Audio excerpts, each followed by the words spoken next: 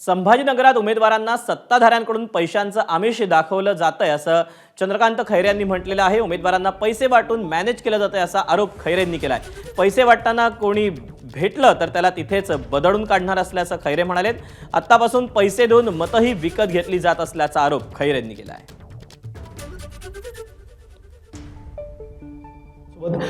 चंद्रकांत खैरे जी आहेत सर, शिवसेनेचं अस्तित्व कायम ठेवण्याचं आव्हान तुमच्यासमोर असणार आहे। शेवटचे 10 दिवस आहेत, उद्धव ठाकरेंची सभा देखील आयोजित करण्यात आली। शेवटचे 10 नाही, आता आपण 4-5 दिवस समजा इतके धावपळ झाली विचार नका।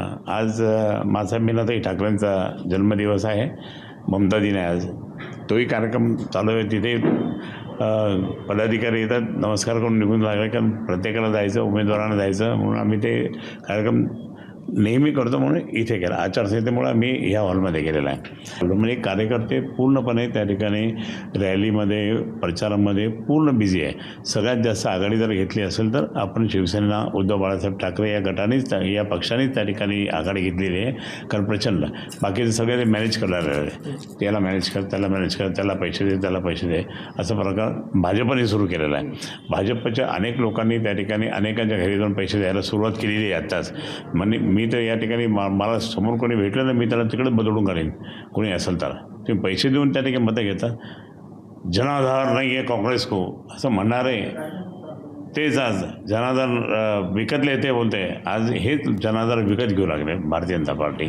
खैरे साहेब, तुम्ही बघत असाल की शिवसेनेच्या फुटीनंतर महापालिकेची ही निवडणूक होते आहे। एकेकाळी तुमच्यासोबत राहिलेले सहकारी या ठिकाणी तुम्ही पाहिले असतील, हिंदुत्ववादी विरोधी तुम्ही वागताय, त्याच्यामुळे तुमच्या विरोधात रान पेटवा असे निर्देश जे आहेत त्यांनी कार्यकर्ते नाही ते हे काय हे पाहिलं का, हे जरा पहा बाबा, आम्ही हिंदुत्व विरोध असं हे रुद्राक्ष मला हे नसतात, हे गंध विंध नसते, हे कुठे गंध लावतात?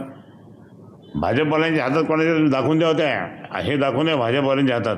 ते असं म्हणायला हिंदुत्व तुम्ही संपवला।